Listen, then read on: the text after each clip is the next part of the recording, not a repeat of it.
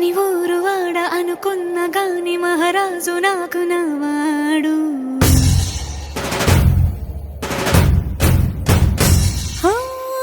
మాట పెడుసైనా మనసులో వెన్న రాయిలా ఉన్నవాడిలోన దేవుడెవరికి తెలుసును నాకన్నా.